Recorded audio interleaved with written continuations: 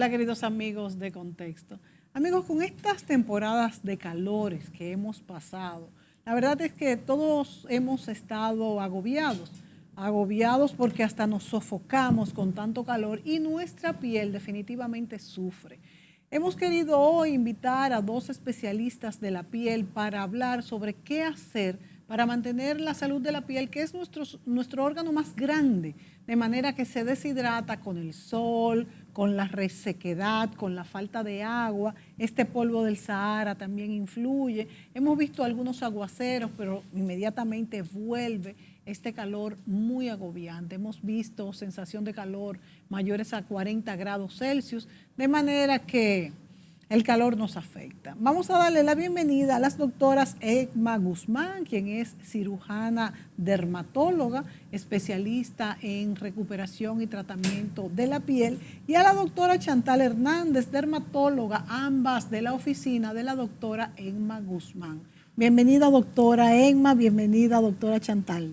Hola, hola. Gracias, para nosotros es un placer estar por aquí, sobre todo orientar a la población en esta época que es tan difícil con los síntomas de calor que se manifiestan en el cuerpo. Bueno, la verdad es que, amigos, así como nos deshidratamos y hay que tomar mucha agua, así también se deshidrata nuestra piel. Y yo quiero abordar con las doctoras, primero, las patologías más frecuentes provocadas por el calor, tanto los niños, los adolescentes, adultos y adultos mayores, como qué podemos hacer para contrarrestarlas. Hemos visto que así como se producen otras enfermedades, incluso somos propicios hasta más enfermedades hasta del corazón, por la agitación en que vivimos en este calor. Pues imagínense la piel, que es el órgano que recubre todo. Entonces tenemos que cuidarnos del sol, un sol muy fuerte en este trópico, aplicarnos nuestro protector solar. Pero vámonos con las doctoras para ver cuáles son esas patologías más importantes y de las que tenemos que reaccionar al primer síntoma. Doctora Egma Guzmán. Sí, mira, la verdad que el calor se manifiesta en la piel, dependiendo de las edades, pudiéramos señalar. O sea, en bebés recién nacidos, ustedes saben que la temperatura es un poquito más elevada que la población normal. Entonces, se presenta en primer lugar la periporitis, que es una manifestación básicamente en el cuello de la sudoración, de los pliegues y la miliaria rubra. La periporitis es complicación de la miliaria. También hemos visto cantidad de niños chiquitos, recién nacidos, que en el cuello crean mucha humedad. Los padres acuden a la consulta y refieren que es por la leche que ingieren. Yo diría que en el 99% de los casos no es la leche, es la humedad. Es la humedad que se va alojando en el cuello, son gorditos, tienen su pliegue y eso le crea un hongo, que básicamente es la Candida albicans. También le da retroauricular muy frecuente. ¿Cuál es la retroauricular? Aquí alrededor del oído. Sí. Ustedes se han fijado que los bebés en el cuero cabelludo, la sudoración le crea esa humedad, le hace una especie como de costra, que también es muy frecuente en los lactantes, en los niños pequeños. Esto se aumenta más, se acrecenta más cuando estamos en la presencia de la sudoración y el calor. Aunque no es tan frecuente la pitiriasis versicolor, los hongos, pero sí lo hemos tenido en lactantes. O sea que aún lactando, fíjense que entonces no es la leche. Hemos tenido, no, claro, no es la leche, es el calor. Porque todo lo que se crea en la humedad, básicamente, en primer lugar, es el hongo. Entonces hay diferentes hongos. Hay cándida, hay filamento y pueden manifestarse, y el Pityrosporum, y pueden manifestarse de diferentes, vamos a decir, presentaciones. ¿Y cuál es la diferencia, doctor, entre estas dos patologías? Diferentes, sí, mira, todo lo que es cándida es más rojo. Y para tenerle, vamos a decir, una orientación, tiene lesiones satélites. O sea, usted ve que saliendo del borde, saliendo de la delimitación del aspecto de la lesión, hay puntos aislados rojos. Eso orienta si usted Esa no es la tiene candidiasis. la cándida. Eso es si usted no tiene la facilidad de hacer un micológico, porque lo ideal, lo que manda la medicina es hacer un micológico y de esta manera podemos clasificar delante de cuál tipo de hongo estamos. La tiña, que también es muy frecuente en niños, da en pliegue, pero da el borde, ese borde elevado, circinado, que comienza pequeño y sigue aumentando centrífugamente hasta hacer ya un borde más interesante. Doctora, estos distintos hongos o bacterias podrían ser. Son hongos. Son hongos. ¿Tienen diferentes tratamientos o se atienden de la misma manera? No, de ahí la importancia De de la hacerla clasificación. micológico.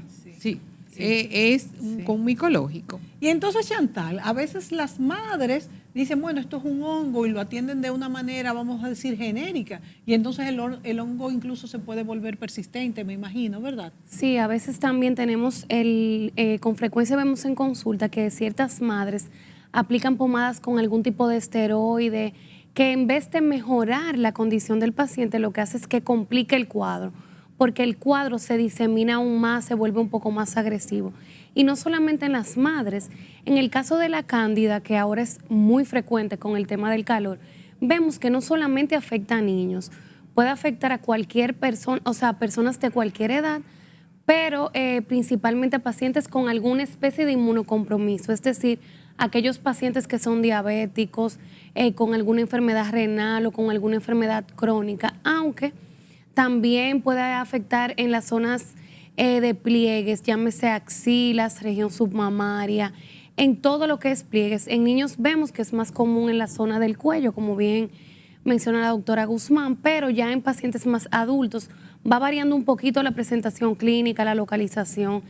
Y vivimos en un país que lamentablemente existe la automedicación, principalmente con esteroides, que en estos casos de micosis en general, de hongos, lo que hace es que en vez de mejorar, lo que hace es que complica el cuadro y nos hace más difícil el tratamiento, porque se vuelven cuadros mucho más diseminados, mucho más extensos y por ende a veces lo que se podía resolver con una simple crema, ahora a veces es necesario manejarlo con tratamiento antimicótico sistémico, es decir, en pastillas. Tú sabes, Chantal, que justamente yo le quiero preguntar a la doctora Inma Guzmán, que yo soy, o era, porque ya la doctora me lo ha corregido, que cuando cualquier cosita que sale en la piel, yo digo, bueno, esto debe de paliarse con cortisona. Y la doctora me dice, no, esteroides no, lo pone peor. Pero ¿por qué pone peor este tipo de tratamiento con esteroides, alguna lesión de ese tipo, doctora? Y entonces, ¿por qué se puede volver persistente? ¿Y qué es lo que se recomienda entonces para este tipo de hongos? Sí, lo que pasa es que lo más importante en la dermatología es hacer un diagnóstico preciso. Desde mi punto de vista, o sea, usted no puede indicar un tratamiento sin un diagnóstico. Entonces, hay pomadas que tienen de todo un poco. Usted le está dando como al tiro al blanco, a ver qué pega. Sí. Pero eso no es una medicina correcta. Usted tiene que hacer un diagnóstico y un tratamiento. El esteroide tiene sus utilidades, porque no es que no se pueda usar. Tiene su utilidad. Para desinflamar, doctora. Como antiinflamatorio, si no hay hongo, bacterio, virus. Porque los hongos, bacterio, virus aumentan. Es un medio como de crecimiento, los esteroides, de forma inadecuada. Y por eso Chantal decía que entonces se vuelven peor y hay que dar, ponen peor. Claro, se diseminan. Micóticos. Sí, porque el esteroide usted lo aplica en un tiempo corto, limitado, le enmascara el cuadro, le hace creer que usted está muy mejor y de buenas a primeras aumenta nuevamente. Porque sí mejora, fíjense Sí, que le enmascara el cuadro. Esto engañoso. Enmascara el cuadro quiere decir que le hace creer que está mejorando, pero usted no le ha dado tratamiento antimicótico ni antibacterial. Sí. No puede actuar como antibacterial porque no lo es. ¿Los hongos son bacterias, doctora? Los hongos tienen su identidad propia. Y las bacterias hongos, son bacterias. Y las bacterias son otras. O sea que tenemos que hacer por eso es la importancia del diagnóstico a tiempo y preciso, sí. dependiendo. ¿Qué otras, la cándida, doctora, antes de pasar a otra patología, la cándida, ¿cuáles son las otras causas de esta? La cándida es un hongo. Es un hongo. Es un hongo. Siempre claro, la cándida albicans. Es infección. Sí, bueno, infección porque se propaga y se puede contagiar. Y es contagiosa. Y es contagiosa, Todos naturalmente. los hongos son contagiosos. Todos son contagiosos. Sin embargo, las medicinas que son de alergia, que requieren esteroides, esas no son contagiosas. No, ¿cómo la medicina que contagiosa? Perdón, las patologías Las que requieren esteroides. No, son casi contagiosas. siempre son inmunológicas, porque son alérgicas, son siempre son dermatitis de inmunológicas. contacto, son irritativas, o sea, no son contagiosas, que ahí es que está la diferencia. Claro, muy En que no es lo mismo una entidad que sea, vamos a decir, inmunológica, suya, innata, que su sensibilidad de organismo, que su inmunología esté comprometida porque usted sea fumadora, diabética, tenga alguna condición que le aumente la hipersensibilidad, vamos a decir.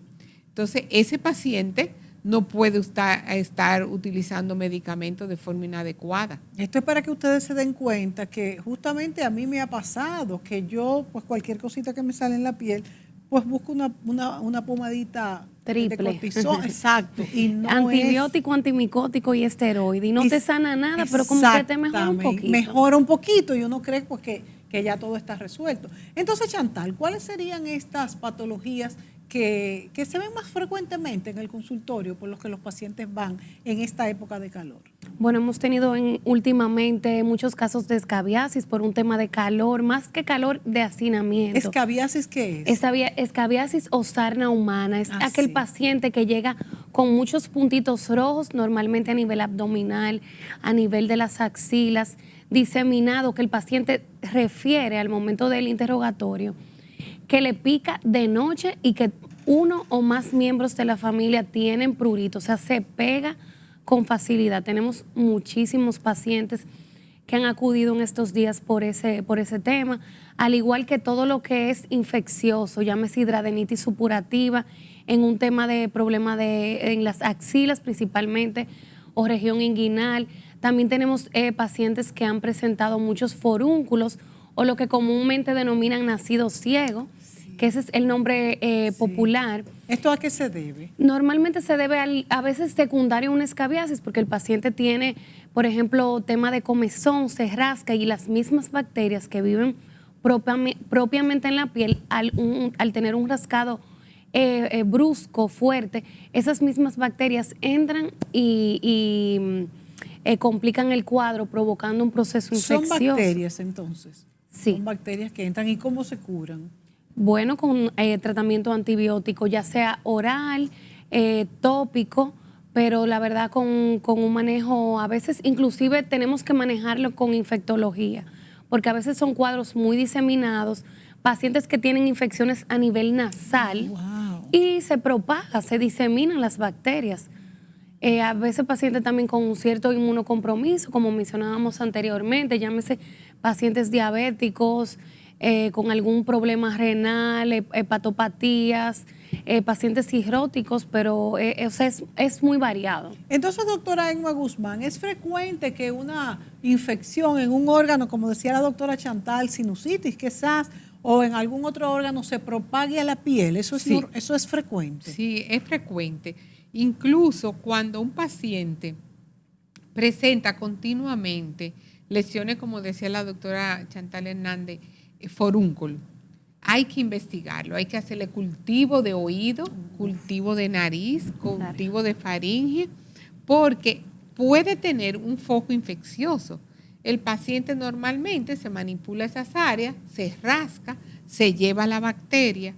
Y yo me voy más lejos, muchas veces necesitan investigarse los familiares que están alrededor de ese paciente para erradicar por completo la bacteria, porque muchas veces un miembro de la familia continúa con el foco infeccioso Y lo propaga. y definitivamente no hay forma que se erradique por completo en esa casa. Y lo propaga. Doctora, y no hemos hablado de los hongos en los pies, tan frecuentes cuando las personas usan zapatos cerrados, O en los sudan hombres que mucho. usan tantos zapatos tenis. cerrados, en esta época de calor también, cambiarse. Hay algunas personas que dicen que uno debe de tener 2 pares de tenis y alternarlos, el que usa unos tenis diarios, las medias, las balas. ¿Qué nos podrían ustedes decir respecto a los hongos de los pies, que por cierto son bastante tediosos de cuidar, de curar, porque hay que ponerse la medicación durante muchos meses y hay personas que no son pues tan Disciplinados. Exacto, tan disciplinados. ¿Qué nos podrían decir?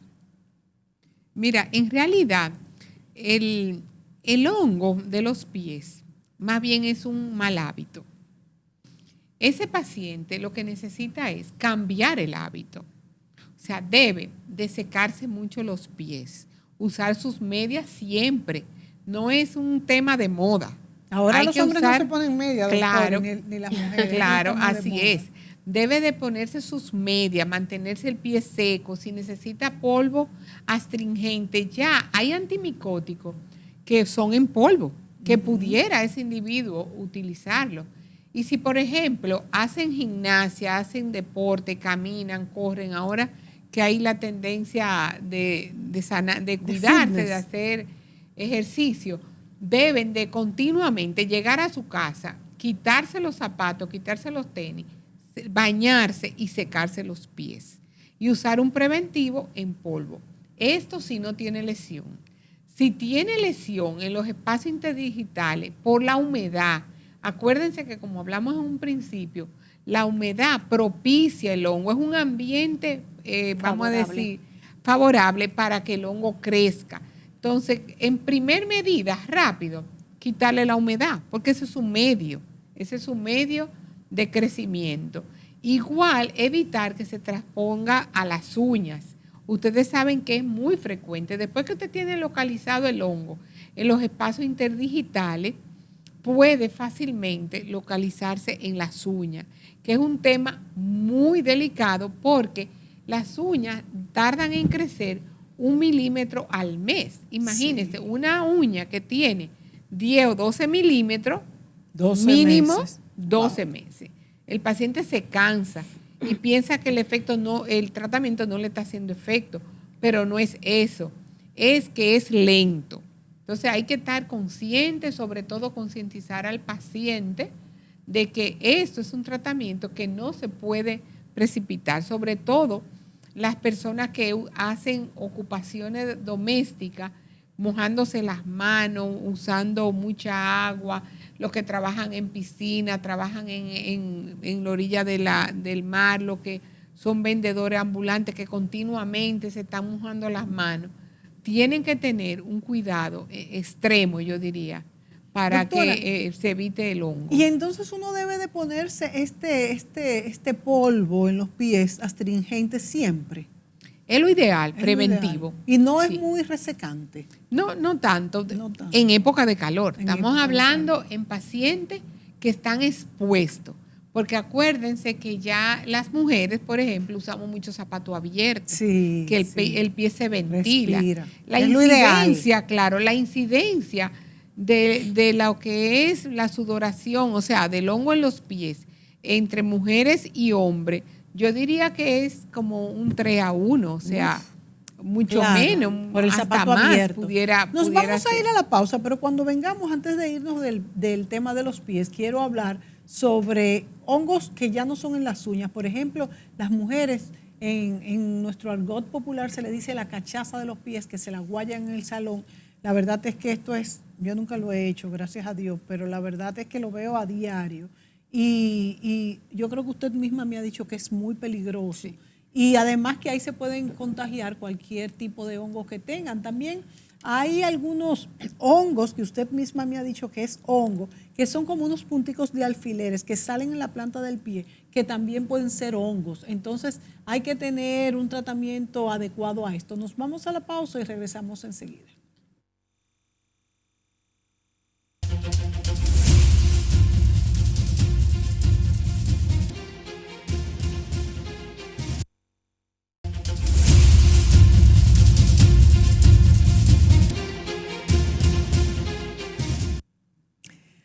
Amigos, los pies hay que cuidarlos muchos, por todo lo que hemos hablado, además nos soportan.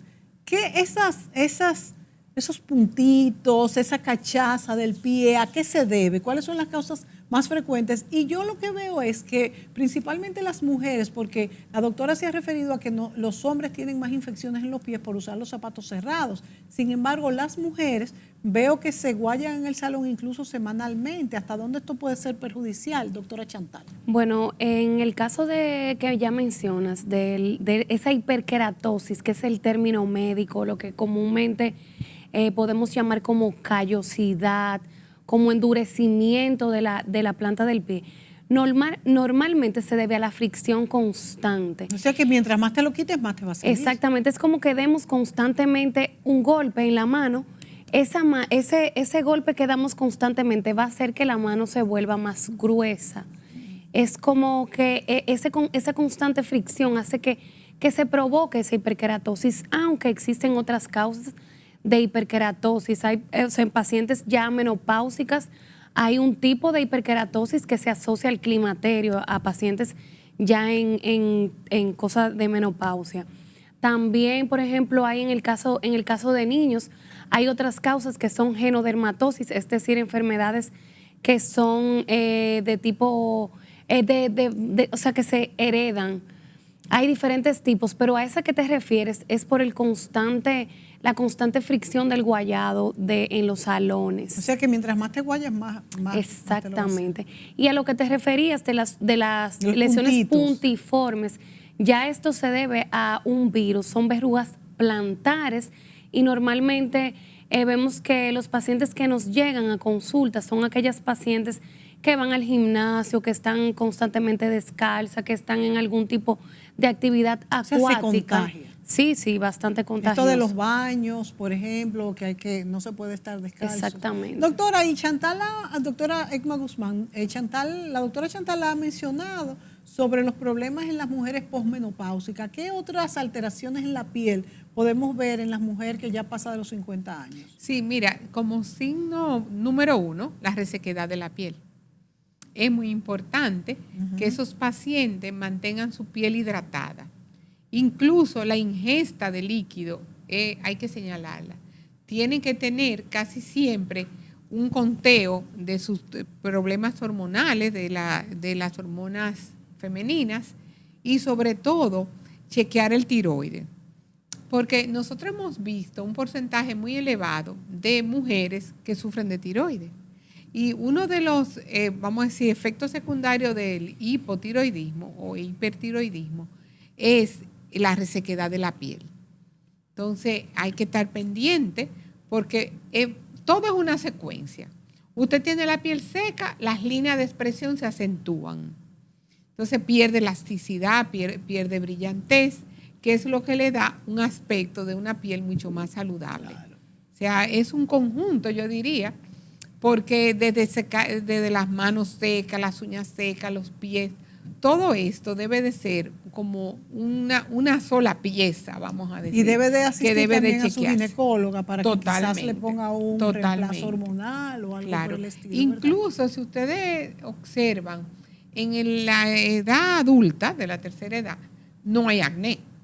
Cuando usted presenta unas lesiones de acné, hay que investigar si ese paciente tiene un tratamiento de complejo B, o sea, B1, B12, B6. Hay que ver porque ustedes saben que aquí se usa mucho la automedicación. Pacientes que presentan cefalea, migraña, dolores musculares por gimnasio, que toman proteínas de gimnasio, o sea, todo lo que contenga B1, B2 y B6. Al paciente sensible, es bueno que entienda la aclaración, no es a todo individuo que le provoca acné. Lo que queremos señalar es que los pacientes de tercera edad que presenten acné hay que investigarlo, porque normalmente el acné no se presenta en el adulto. Y otro grupo de medicamentos que puede provocar acné en la edad ya adulta, en pacientes más adultos y en cualquier edad, son los esteroides orales. Cualquier uso de esteroides, o sea, cualquier uso de derivados de complejo B, como bien menciona la doctora, y el uso de esteroides puede provocar reacciones acneiformes que pueden persistir en el tiempo y no responder al tratamiento convencional del acné. Entonces, ojo con esto, siempre nosotras tratamos de hacer énfasis en esta parte porque es increíble la cantidad de pacientes que llegan con reacciones acneiformes y no asocian en lo absoluto ese brote de acné, de pústulas, de nódulos, de quistes a nivel facial, que no asocian para nada con el uso de medicamentos. Y es bastante frecuente. De hecho, hay algunos tipos de colágeno que yo sé que están en bien de moda y está en su auge, mucho consumo del mismo, que tienen agregado el complejo B. Y comentábamos la doctora y yo en estos días que veíamos en el supermercado un arroz que le agregaron biotina. Wow. Entonces el paciente lo consume, no identifica que la biotina es un derivado de las vitaminas del grupo B, lo consume y provocan reacciones acneiformes. Y se lo preguntamos de adelante hacia atrás y de atrás para adelante de qué manera lo consumen. Y al fin y al cabo concluimos quizás ni cuenta se da que lo consumen. Que lo consumen. Bueno, y no hemos hablado de algo muy importante en cuanto al calor y a este sol muy fuerte, y son las manchas. Las mujeres y los hombres también. Los vemos con manchas de diferentes formas, principalmente las manchas que se forman aquí, en los pómulos, que es quizás la parte más expuesta. ¿Son por falta de protector solar? ¿Hay otras causas además del sol? ¿Son hereditarias? ¿Cuáles son las causas, doctora? Mira, pueden ser, en número uno, por el sol. El melasma está unido directamente con el sol. Y en segundo plano, hormonales. Pero de primera intención, el sol. ¿El sol a toda edad causa estas manchas desde niños? Sí, no, más, yo diría que en la edad adulta. Porque es acumulativo. Exactamente. Y al ser acumulativo, en niños no vemos melasma, no vemos melasma en niños, más bien en la edad adulta. Pero es bueno señalar que hay medicamentos que son fotosensibilizantes. Ah, sí. Nosotros hemos tenido pacientes con manchas oscuras en la cara, que de ahí que nosotros insistimos que el paciente debe de acudir al dermatólogo, porque no todo es melasma. Como por ejemplo, ¿cuáles, doctora? Pudiéramos decir que son medicamentos Sí, mira, pueden ser los antihipertensivos, wow, los anticonvulsivantes, algunos sedantes, también algunos antimicóticos por vía oral. Y AINES, un grupo muy importante y muy utilizado, los antiinflamatorios no esteroideos. Exactamente. Y el problema es que quizás no a todo el mundo le afecta, entonces exactamente. Es difícil de detectar. Eso hay que señalarlo, porque yo quiero que quede el mensaje bien claro. No a todo el mundo le da la reacción. Lo que sí queremos señalar es que no todas las manchas negras son melasma. Hay manchas de queratosis, hay manchas hereditarias, hay léntigos. Incluso los léntigos solares son lesiones premalignas, que ahora en estos momentos nosotros tenemos en el Instituto Dermatológico una campaña de protección solar y de detección temprana del cáncer de piel, que es bueno aprovechar el momento para que la población ponga un interés especial de acudir a su dermatólogo para que se examine su piel. O sea, los léntigos es como una mancha oscura, redonda, más única, no es tan difusa como el melasma y no responde a cremas. Hay que tener claro que el léntigo debe de ser un procedimiento más profundo, más agresivo, para que pueda extirparse. Y los léntigos solares, lo ideal es su biopsia, porque la biopsia es lo que nos va a dar el pronóstico y diagnóstico del tratamiento. ¿Ustedes con solo verlos podrían identificar? Sí, sí se identifican, claro. Tenemos el aparato, que es el dermatoscopio, que permite ver mucho más profundo las lesiones y hace un diagnóstico bastante cerca al histopatológico. Muy, muy importante. Por eso es que tenemos que acudir al dermatológico y al médico en general. Claro. Entonces, las manchas en la piel. Ya vemos, por ejemplo, que las personas mayores comienzan a salirle manchas en los brazos, en el cuello. ¿Son también por sol o ya son patologías distintas? ¿Y cómo debe usarse la aplicación del protector solar?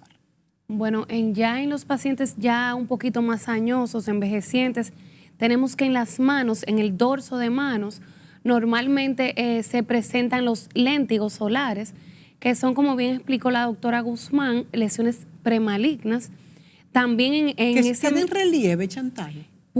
Si tienen relieve, son queratosis seborreica. Si son planas, son léntigos. Pero también podemos observar en este grupo etario que esos pacientes también pueden presentar manchitas blancas como puntitos blancos, que a veces el paciente va alarmado y dice, tengo vitiligo. No. Esas manchitas que son como puntitos blancos, normalmente no crecen más de ahí, se llaman hipomelanosis idiopática gutata. También asociado a un tema de herencia, de exposición solar prolongada, pero afortunadamente no crecen más de ahí. Lo único que no tienen un tratamiento específico, esas manchitas ya están ahí y se deben a un daño solar acumulativo. ¿Cómo colocarse el protector solar? Bueno, el protector solar siempre debemos de aplicarlo en la cara, en las orejas, en el cuello, en el dorso de manos. En las orejas nunca nos los ponemos. Pero debemos hacerlo porque vemos con mucha frecuencia, como es una zona bastante expuesta, con cierta prominencia, vemos mucho cáncer de piel en esa zona. Y como bien lo mencionas, es una zona muy olvidada al momento de la aplicación del protector solar. Por ende, debemos de tratar de crear el hábito de reaplicarlo, porque es muy común, muy frecuente. Nos lo ponemos debajo del maquillaje en las mañanas, ¿verdad? Y luego nos lo podemos poner sobre el maquillaje a mediodía. Exactamente. Sí, es correcto. El protector solar siempre es el último paso. Al momento de aplicar la crema, aplicamos nuestros productos de nuestra rutina diaria y aplicamos el protector solar. Ya si vamos a utilizar algún tipo de maquillaje, lo hacemos después del protector solar. E inclusive podemos utilizar algún protector solar que venga como en polvos compactos o que venga con base, que es algo ideal porque viene base y viene protector solar en un mismo producto y nos facilita la aplicación. La aplicación que no es fácil. Y la reaplicación también, porque tenemos ahora presentaciones que vienen en polvos también. Y son que suficientes. Son súper fácil al momento de reaplicar. Si estamos en la oficina, es sencillamente colocarte un poquito de polvo y ya estás cubierta. Porque no solamente, Mónica, debemos de cuidarnos del sol. Debemos de cuidarnos de todas las luces que están a nuestro alrededor. Como las por ejemplo pantallas. ahora, que yo nunca me pongo protector solar si grabo en interior. Sí, también. Estoy fallando. Tengo que poner. Me están saliendo unas manchitas por aquí. Bueno, pues nos protector. vamos a ir a la pausa y cuando vengamos vamos a hablar entonces ahora de qué debemos hacer una vez tenemos la piel ya reseca, tenemos mucho calor y queremos ayudar un poquito a la piel. ¿Qué tratamientos mínimamente invasivos o poco invasivos, que ya no llegara a una cirugía plástica o algo ya más serio, qué podemos hacer y qué podemos hacer en los consultorios? Volvemos de inmediato.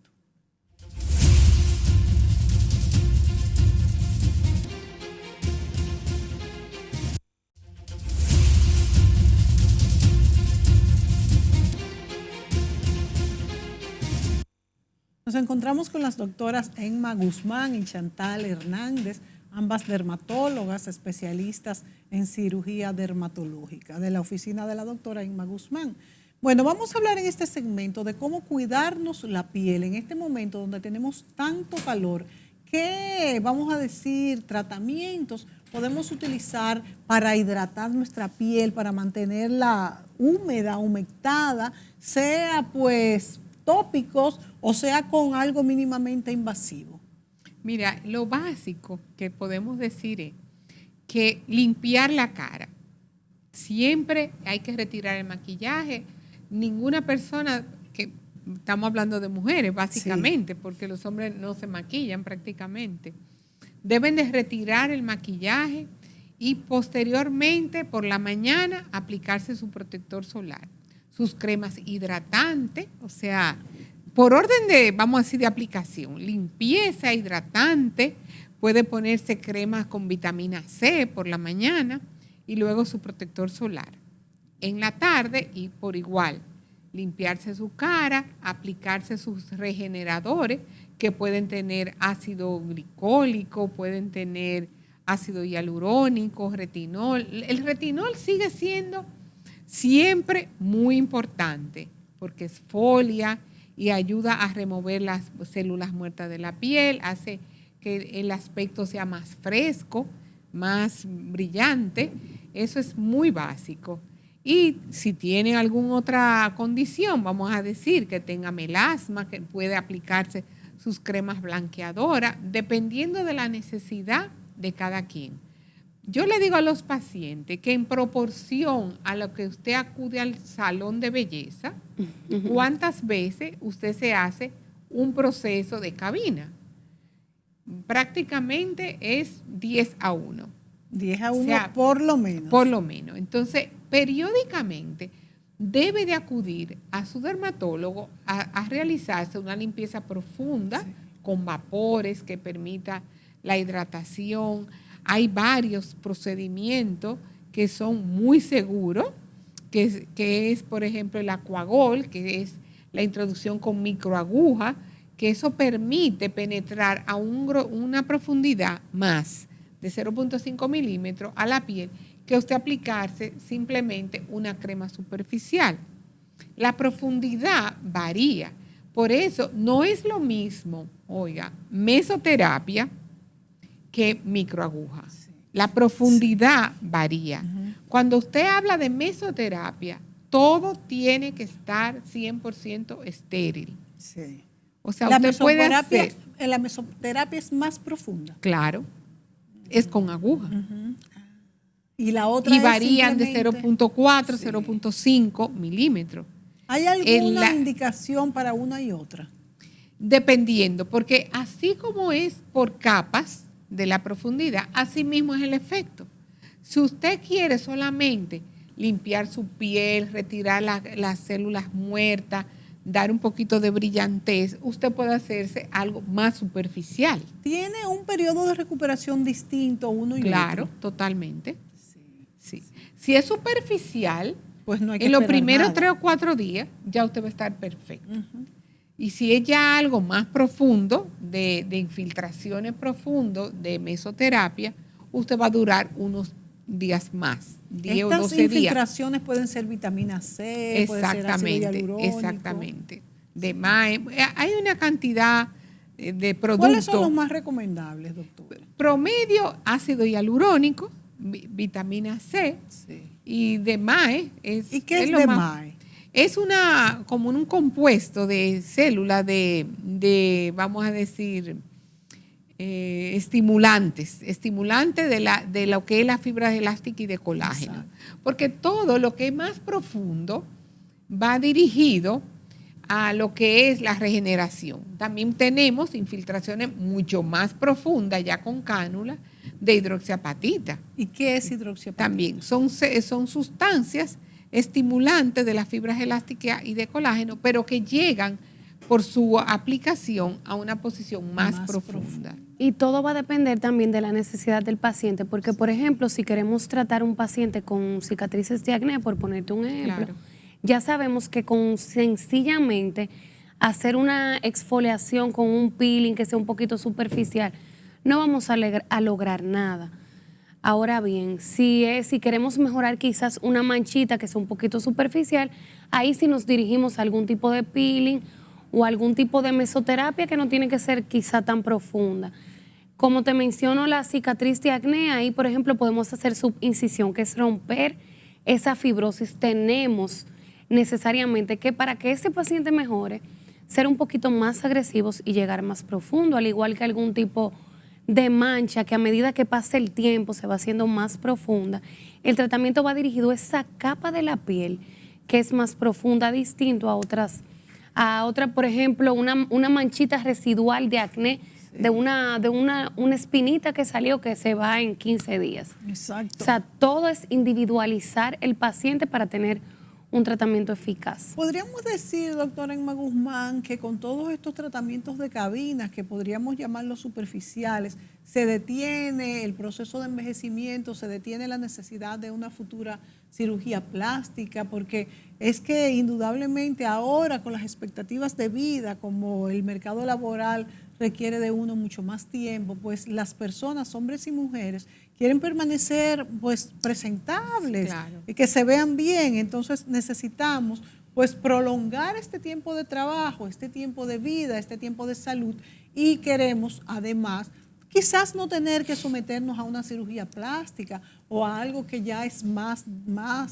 pues traumático hasta cierto punto, aunque esto sea generalizado, y yo creo que hay doctores muy buenos que el trauma no es tan grande, pero no deja esto de ser Claro. un gran cambio. Mira, en realidad sí ayudan. Hay que tener claro que no es lo mismo un paciente que se cuida de años, porque valga la aclaración, no es en una semana. A veces acuden personas, ay, tengo una actividad el mes que viene, mira, tengo estas líneas, yo quiero mejorarla. No es lo mismo a que un paciente tenga años hidratándose, haciéndose sus hidrataciones de cabina con hidrafacial y se hacen microdermabrasión, que de verdad llegan a la capa donde se necesita. O sea, incluso la ingesta de agua. Sí. O sea, el Esto paciente, solo que es un detalle pequeño, hace una diferencia. No es lo mismo un paciente que se cuida, que incluso es muy frecuente. Uno ve compañeras de uno que se ven mucho más mayores que otras. Entonces, ¿cuál es la diferencia? Hay quizás solo tomar agua. No, definitivamente. Entonces, sí ayudan, porque fíjense, una situación lleva a la otra.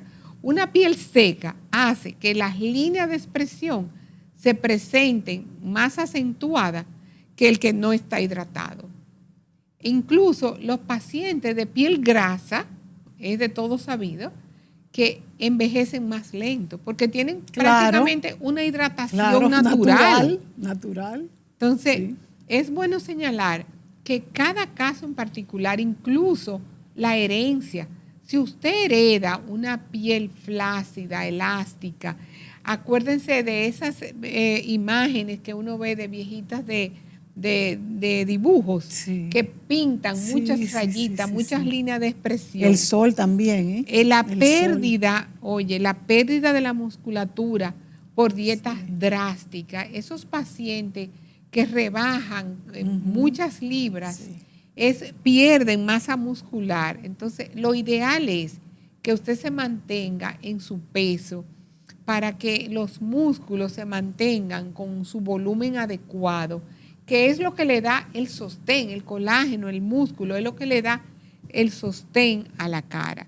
Entonces, el aspecto es muy importante. Fíjese, cuando las personas están jóvenes, su cara presenta un triángulo invertido, sí, o sea, prominencia de mentón, prominencia de pómulos, pero a medida que usted va avejentando, la cara cambia, se hace un triángulo que se invierte, descienden, las mejillas descienden, hacen el ángulo mucho más cuadrado, que es lo que le da aspecto de mujer madura.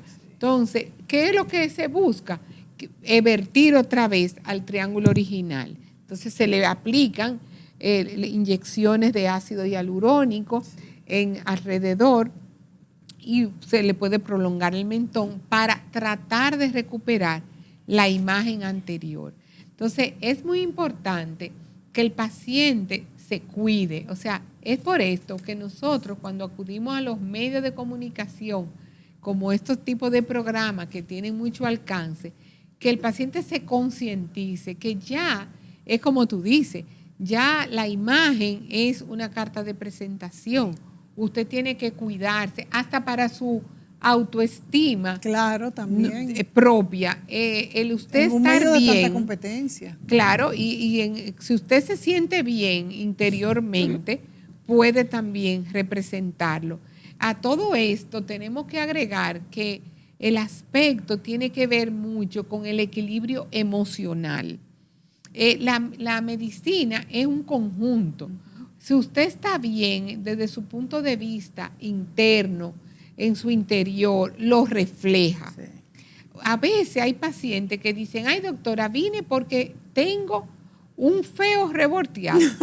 Pero no es que lo tiene revolteado, es la misma cara. Claro, Lo que pasa es que su estado de ánimo está afectado y así usted se ve en el espejo. Sí, señor. Entonces, todo eso, yo insisto mucho en el equilibrio emocional para uno poder lograr una buena apariencia. Y por eso estas cosas son necesarias, a veces más allá de lo que la persona cree. Claro. Porque es que influyen en el estado de ánimo. Bueno, y para terminar, doctoras, vamos a hablar de la toxina botulínica, que no la hemos tocado, que es tan usada en estos tiempos.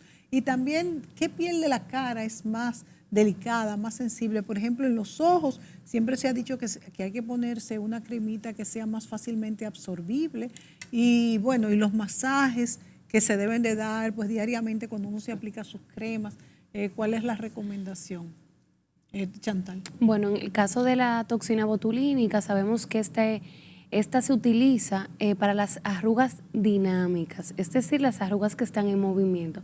Por ejemplo, si un paciente tiene ya aquí el entrecejo marcado de manera permanente, aunque no esté gesticulando, no importa que pongamos una cantidad exagerada de toxina botulínica, eso no va a cambiar porque trabaja con las arrugas que están en movimiento, las que se forman cuando hacemos el movimiento. Normalmente lo utilizamos en el tercio superior de la cara, aunque también podemos utilizarla, aunque un poquito menos, en el tercio medio y tercio inferior de la cara, sobre todo cuando, aquí en maceteros, para los pacientes que tienen brucismo, es bastante efectivo. Se puede colocar también aquí en este musculito que tenemos, que es el depresor del ángulo de la boca, que al colocarlo en esta forma inmoviliza un poquito el músculo y nos da ese efecto ligero de levantamiento de los pómulos. Pero en nuestra práctica vemos que principalmente lo utilizamos en el tercio superior, aquí en entrecejo, frente y sobre todo patas de gallo. Tiene una duración aproximada de 4 o 5 meses y la verdad es que es un efecto fabuloso. Yo siempre le digo a mis pacientes que tiene un efecto adverso y es que uno se vuelve un poco adictivo porque una vez tú te ves... Eso es lo malo y lo bueno. Tú te ves esa frente brillante, sin arrugas, automáticamente se empiezan a marcar esas arrugas. Uno quiere aplicarse la toxina botulínica y la verdad hace un efecto muy bonito, un efecto muy fresco. Es un procedimiento que no te incapacita, que lo aplicas y puedes acudir a tu oficina e integrarte a tus labores cotidianas de manera normal. Y la verdad que es uno de mis procedimientos favoritos. Diría que es el que más me gusta, sin duda. Y este procedimiento de la toxina botulínica, además de inmovilizar estos músculos que la verdad es que se notan cuando uno hace cualquier expresión, ¿también pueden tener un efecto lifting, por ejemplo, de las cejas? Sí, claro. Podemos obtener la elevación de las cejas de 1 a 2 milímetros, máximo 3. ¿Por qué pasa esto? Porque al inmovilizar la parte anterior de este músculo, del músculo frontal, la cola de las cejas se eleva un poquito. Entonces llega como a su máxima expresión, o sea, reposiciona el músculo y por ende... Y esto puede retrasar una cirugía plástica. Claro, sí. Pero a veces no es como el paciente piensa. A veces tenemos que ser bastante realistas con nuestros pacientes. Porque a veces el paciente espera algo que sería un proceso quirúrgico y realmente no es así. Es algo que puede mejorar 2, 3 milímetros, pero nunca, nunca. Estos procedimientos que nosotros hacemos van a sustituir un proceso quirúrgico. Y a veces... no es el resultado que el paciente espera, porque a veces llegan pacientes que nos dicen, la doctora Guzmán lo sabe, que creen que con un vial de ácido hialurónico, con una aplicación, van a estar todo alado, o sea, va a ser un cambio muy drástico. Radical. Y la verdad es que no. O sea, con un CC podemos obtener un cambio de 1 o 2 milímetros, pero nunca va a ser comparable con una cirugía plástica, nunca, porque ya son procesos que uno calcula que 5, 6, 7 milímetros y con un procedimiento no invasivo del que nosotros hacemos, puede mejorar 1 o 2 milímetros. Entonces, por eso ayuda a apretar, también hay equipos. ¿Cuál es el HIFU? Hay equipos de cabina también que son radiofrecuencia fraccionada, que con un haz de luz que penetra al músculo, estimula el colágeno y hace reposicionar los músculos. Ya eso también es un tratamiento que pudiera ayudar a los pacientes que quieren un resultado un poquito más. Tengo entendido, doctora, que usted hace también uno aquí en el consultorio que usted me ha dicho en otros programas que es bastante sencillo, que es levantar aquí el pómulo, la ceja. Sí, pero esos casos tienen que ser precisos. Son casos que de verdad el paciente lo amerita, porque muchos pacientes piensan que levantando la ceja, acuérdense que la estética, la simetría es muy importante. En la cara tenemos unos puntos que son simétricos. Por ejemplo, la cola de la ceja viene al borde del labio. Usted no puede tener una ceja mucho más elongada que lo que amerita. Porque se nota y no se ve bien. Entonces, la altura de la oreja va con el ojo. El ojo tiene una proporción con la ceja. Los orificios nasales van con el filtrum de la boca. O sea, es como si tuviéramos un rompecabezas. Y por eso uno insiste en que la simetría es básica. Y que si usted tiene, vamos a decir, una imagen, usted no puede distorsionarla.